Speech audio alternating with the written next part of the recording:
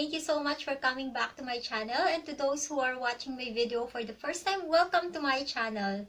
To those who have already subscribed, thank you so much. And to everybody who just viewed my videos, thank you so much to all of you. And to the ones who haven't subscribed yet, please subscribe now. Yes. Dahil bubulabugin ko kayo hanggat hindi kayo nagsusubscribe. And so, before I proceed to the next topic, yes, as far as we can remember, last time we talked about the Hauptsatz und Nebensatz. Yes. And now, the next topic would be here.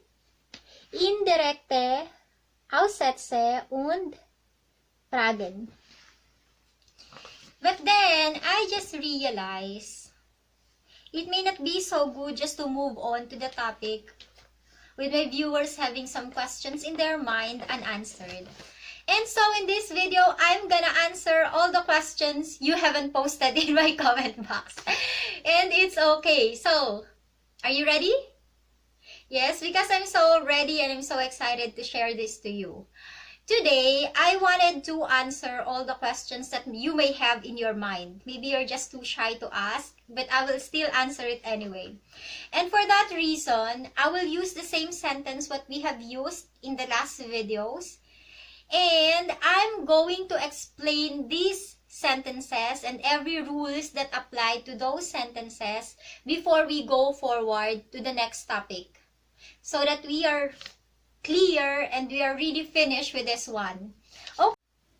Okay, what are we going to talk about today? We are going to talk about this sentence. Says. Let's talk about the first sentence here. It says, Ich kann dich nicht besuchen.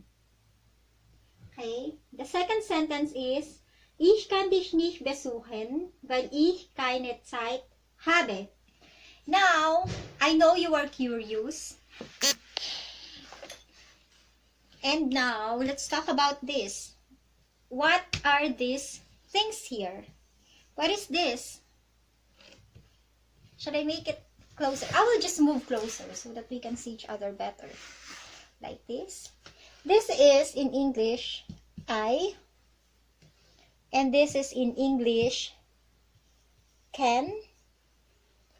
And this is in English, you. In English, not. This is to visit. Hey. Now let's go to the next sentence. Ich kann dich nicht besuchen, weil ich keine Zeit habe. We know what is this, we know what is this, we know what is this, and this. Now let's go to this one. This is because.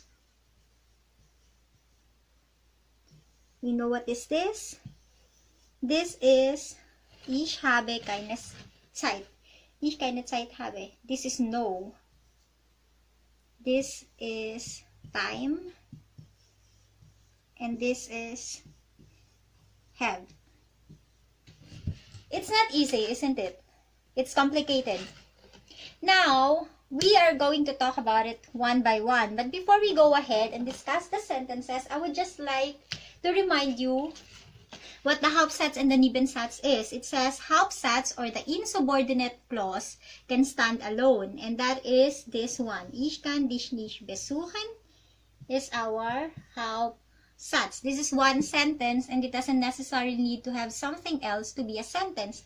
And so for that reason, this is what we call the Hauptsatz or in English, insubordinate clause.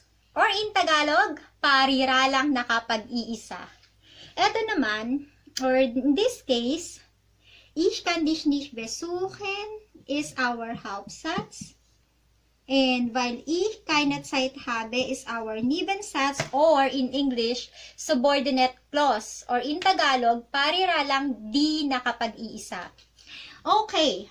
Now, what are we going to talk about? We will talk about them one by one. This is ich and this is pronoun. And that is what we are going to talk about first. And then this is verb. this is also verb. Just like in English or in Tagalog, we also have in German pronouns. And that is what we called pronomen. In English, it's pronoun. Sa Tagalog, panghalip. But before we go on and talk about it, let me just refresh our first grader memory. What is panghalip or what is pronoun? Pronouns are the words that we are using in place of a noun. And what is a noun? Noun is the name of objects, things, and things like this. Person, place, or things. Okay? In this case, we are talking about person. This is personal pronoun. Personal pronomen. Okay? Or sa Tagalog, that is panghalip panao. Meaning to say, ako, ikaw, tayo, sila. Okay? Or in English, I, you, they, we, and things like that. And now, let's focus on them. And I would like you to take a look and focus on it. I wrote it in 3 languages for us to better recognize each and every words, because German is very difficult language. So I decided to put it in English and in Tagalog as well. So that for us Filipinos, it will be easier for us to categorize the pronouns. Okay, now let's talk about the first one. Okay, the sentence what we had before was, Ich kann dich nicht besuchen, or Ich kann dich nicht besuchen. The second sentence is, Ich kann dich nicht besuchen, weil ich keine Zeit habe. So meaning to say, we have here the word ich, which is I, or in Tagalog, ako. And du means you, informal. You, like your friends, or your sister, your brother, classmates, or so, you call them you. In informal form, that is singular, informal, and that is in German, du. Okay? Then we have RCS. That is he, she, it. In Tagalog, it's easier. It's siya. It is ito. Okay? And there we go. We have then ihr. That is then you, plural. When we are talking to 2 persons at the same time, or 2 or more persons at the same time, we also say you. And so we go to the next one, that is we. When we are talking to the people, when we are talking about people, including ourselves, we don't just say you, we say we. And that is wir. Wir. As I said, I would like to remind you again, in German, this is we. We. So, this is not wir, this is wir. Wir. And then we have the C. I'll make it closer because there are 3 C. Did you recognize that? Here is a C, C, C. The first one is she. The second one is with big letter S, and that is you, but formal. Just like in English it doesn't exist, but in Tagalog we have that. That's why I also put it, that's why I translated in Tagalog as well, because there are some things which are common. Like this, they use C for saying you in one person in a formal form. Just like us in Tagalog, we also say, sino po sila? Although we're talking just to one person. Or sino po kayo? What doesn't mean that there are a bunch of people around there. It's only one person. But when we want to address person in formal form, for example, it's an old lady or an old man, we don't say, sino ka? We will say, sino po kayo or sino po sila? And that is same in German. We use sie instead of du.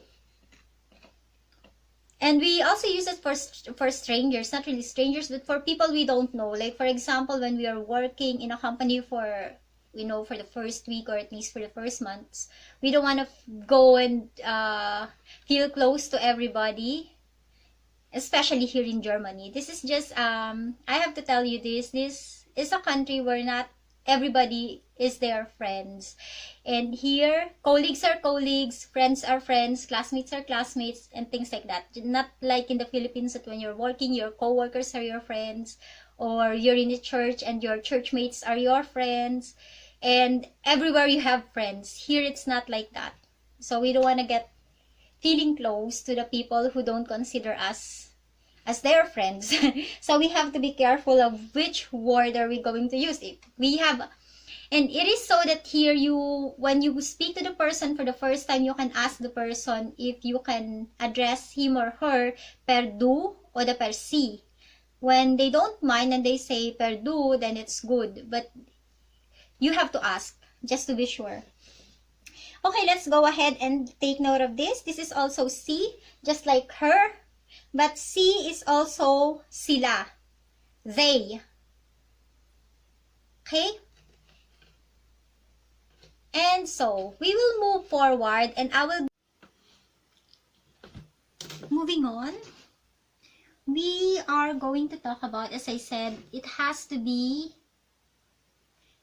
the verb and the subject has to agree with each other. There has to be a subject-verb agreement in it. And so, before we talk about the other verbs, let's start with I am, you are, she is, and things like this. Okay? Let's go ahead. Oh, by the way, just as you know, like in English grammar, I takes a plural verb. You takes plural verb, singular subject takes singular verb as plural subject takes plural verb. And it's same in German grammar. So let's go ahead and check it. It is just that in English, we only have I am, you are, they are, she is. We mostly have only is and are plus am. But here, only for are, we have 3 forms of them. So now let's go ahead and start talking about them.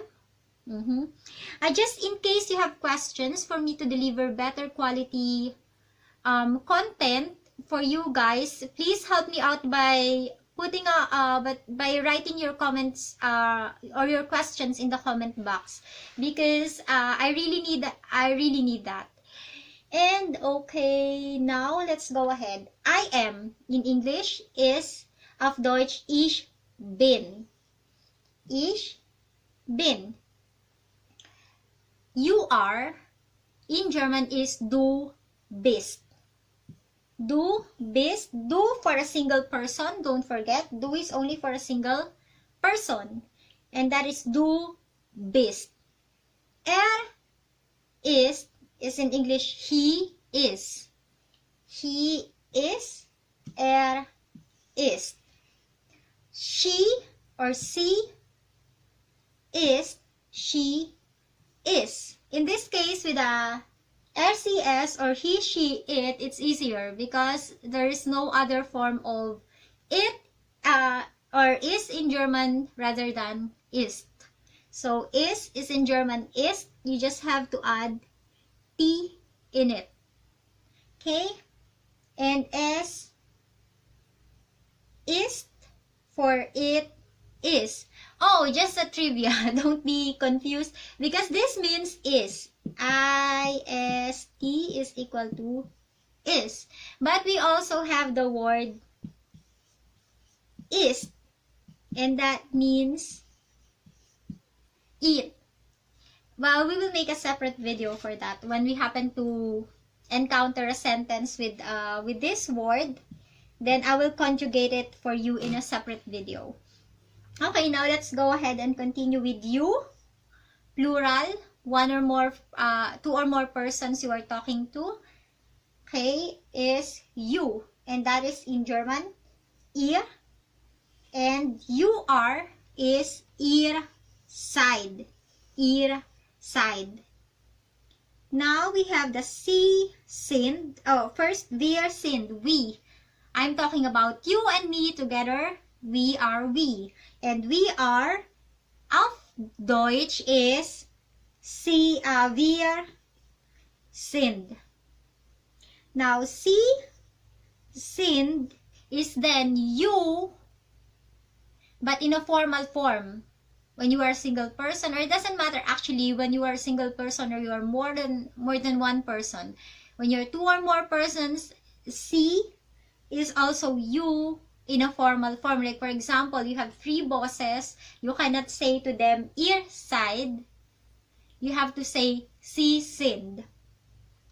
And so we have the last sie, which is they are. Sie sind. Actually, with sie sind and sie sind, it's same. They are, you are and they are just same. It is just that the singular form sie, which is she, is. Again, when you have questions, when you think my pacing is way too fast, just please let me know so that I can adjust in my next video. By the way,